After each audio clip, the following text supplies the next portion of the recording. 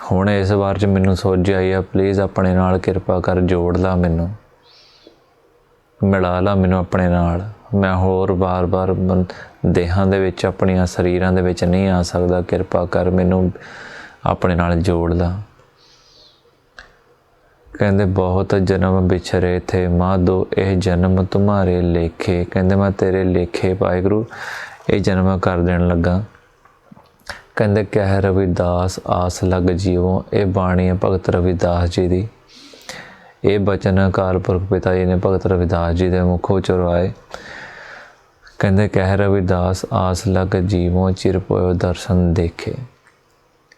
कहंदे बहुत समा हो गया तेरे दर्शन नहीं होए। कहंदे मैनू हुण जाके सोझी आई है कि तेरे दर्शन करने बहुत जरूरी सी। मैं तो तेनों मिलिया नहीं, जदों दा घरों निकलिया मैं मुड़ के तेरे दर्शन कीते ही नहीं। तो वाहिगुरू आके मैनू मिल। कहंदे मैं कित्थे कित्थे घूमदा रहा। कहंदे कई जन्म पए कीट पतंगा। कहंदे कई जन्म मैं कीड़ियां दी पतंगियां दी जूनां दे विच फिरदा रहा। कई जन्म गज मीन कुरंगा। गज कहंदे हाथी नूं, मीन कहंदे मच्छी नूं। कहंदे इन्हां दियां जूनां दे विच घुमदा आना पिया मैं। कहंदे कई जन्म पंखी सर्प होए। कहंदे कई बारी पंछी बनया। किन्ने जन्म पंछी बनदा रहा मैं, किन्ने जन्म मैनू सप बनदे नूं हो गए। कहंदे कई जन्म हैबर बृख जोयो।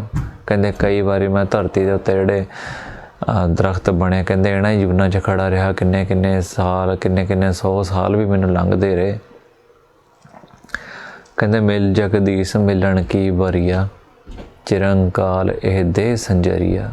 कहंदे बड़े चिरां बाद यह मिलन की बारी मिली है मैनू। तो कहंदे भी हुण मैनू सोझी आई है, तो किरपा कर अपने दर्शन दे। तो कहंदे दर्शन मांगो देह प्यारे। कहंदे दर्शन की मन आस कनेरी। कहंदे परमात्मा मैं तेरे दर्शन मंगदा, किरपा करके अपने प्यारे नूं, अपने बच्चे नूं दर्शन दे। कहंदे मेरे मन दे विच बहुत ज़्यादा कनेरी आस आ, प्यास आ तेरे दर्शनां दी। एक तो हुंदी आ गल जदों आपां गुरबाणी द्वारा समझदे आ तो साडे मन थोड़ा चाव पैदा हुंदा, तो जदों फिर हौली हौली दर्शन एक अद्धी बार हो जाण फिर बंदे मन च चाह नहीं उतरदा। फिर वो कहंदा मैं फिर दोबारा दर्शन करा, मैं होर करा, मैं होर करा, मैं करदा रवां। कहंदे जिवें एक संसारी तौर ते आपां नूं कुछ खाण दी चेटक लग जावे, वो चीज़ खाण नूं बार बार जी करदा, ਜਾਂ कोई चीज़ देखण नूं दी चेटक लग जाए, बार बार आपां देखदे हां तो अगे अगे। इस तरह कहंदे मैनू तेरे दर्शनां दी कहंदे प्यास लग गई है। कहंदे मैनू बार बार जी करदा कि तेरे मैं दर्शन करां। तो जे आपां उहदे दर्शन चाहुंदे आ तो गुरबाणी गुरु जी ने सानू सारा मार्गदर्शन करना आ भी तुसीं किवें दर्शन कर सकदे हो। उह सब तो पहला स्टैप है अपना वाहिगुरू दा सिमरन करना, करके अपने विचार खत्म करने आ। खत्म करन दा भाव बिल्कुल जीरो नहीं हो जाने, घट जाने। जिहड़े विचारां दी लोड़ आ संसार नूं चलाउण लई, अर्थचारा लैण लई, परिवार नूं चलाउण लई, उन्ने क लैणे आ। जदों लोड़ नहीं उदों विचार नहीं लैणे। जदों आपां सिमरन करदे फिर आपां नूं इह हैबिट बन जाती है कि जिहड़ा अपना विहला समा आपां उहदे विच वाहिगुरू दा सिमरन कर लैंदे आ, वाहिगुरू दी उस्ताद कर लैंदे आ जां सुण लैंदे आ। आओ आपां फिर दोबारा वाहिगुरू दी उस्ताद करिए।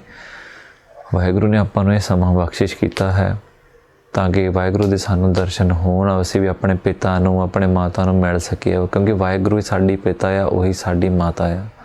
कहंदे हर जी पिता, हर जी माता, हर जीओ हम बारिक। असीं उहदे बच्चे आ, असीं उहदे पार्ट आ, असीं उहदे अंश आ।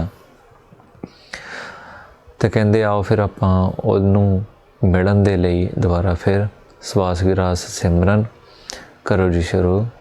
वाहिगुरू वाहिगुरू वाहिगुरू वाहिगुरू वाहिगुरू वाहिगुरू वाहिगुरू वाहिगुरू वाहिगुरू वाहिगुरू वाहिगुरू वाहिगुरू वाहिगुरू वाहिगुरू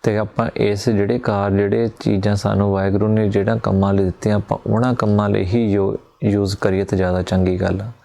ਜਦੋਂ ਆਪਾਂ ਇੱਧਰ ਉੱਧਰ ਦੀਆਂ ਚੀਜ਼ਾਂ ਲਈ ਯੂਜ਼ ਕਰਾਂਗੇ ਤਾਂ ਫਿਰ ਇਹਨਾਂ ਦੇ ਬਦਲੇ ਸਾਨੂੰ ਮਿਲੂਗੀ ਪਨਿਸ਼ਮੈਂਟ, ਇਹਨਾਂ ਦੇ ਬਦਲੇ ਸਾਨੂੰ ਮਿਲੂਗਾ ਦੁੱਖ, ਤੇ ਅਸੀਂ ਦੁੱਖ ਲੈਣਾ ਚਾਹੁੰਦੇ ਨਹੀਂ। ਤੇ ਇਸ ਲਈ ਆਪਾਂ ਨੂੰ ਇਹ ਵਾਹਿਗੁਰੂ ਦਾ ਸਿਮਰਨ ਕਰਨਾ ਪੈਣਾ, ਜਿਹੜਾ ਸਾਨੂੰ ਸਾਰੇ ਪਾਸੇ ਗੁਰਬਾਣੀ ਦੇ ਵਿੱਚ ਜਿੱਥੇ ਮਰਜ਼ੀ ਜਿਹੜਾ ਮਰਜ਼ੀ ਸ਼ਬਦ ਪੜ੍ਹ ਲਓ ਉੱਥੇ ਪਹਿਲੇ ਜਪਣ ਨੂੰ ਕਹਿੰਦੇ ਆ, ਫਿਰ ਜਪਣ ਤੋਂ ਬਾਅਦ ਉਹ ਜਿਹੜਾ ਵਾਹਿਗੁਰੂ ਦਾ ਨਾਮ ਪ੍ਰਗਟ ਹੁੰਦਾ ਉਹਨੂੰ ਸੁਣਨ ਨੂੰ ਸਮਝਾ ਰਹੇ ਆ, ਫਿਰ ਅੱਗੇ ਧਿਆਨ ਦੀ ਅਵਸਥਾਵਾਂ 'ਚ ਜਾਣ ਨੂੰ ਦੱਸ ਰਹੇ ਆ। ਇਸ ਲਈ ਪਹਿਲੇ ਵਾਹਿਗੁਰੂ ਗੁਰਮੰਤਰ ਜਪਣਾ ਹੀ ਪੈਣਾ। ਸੋ ਗੁਰਮੁਖ ਪਿਆਰੋ, ਇਤਨੀਆਂ ਕੁ ਬੇਨਤੀਆਂ ਹਨ। ਪ੍ਰਵਾਨ ਕਰਨਾ ਜੀ ਭੁੱਲਾਂ ਚੁੱਕਾ ਦੀ ਖਿਮਾ, ਅਣਜਾਣ ਬੱਚੇ ਸਮਝ ਕੇ ਮਾफ़ ਕਰਨਾ ਜੀ। ਵਾਹਿਗੁਰੂ ਜੀ ਕਾ ਖਾਲਸਾ, ਵਾਹਿਗੁਰੂ ਜੀ ਕੀ ਫਤਿਹ।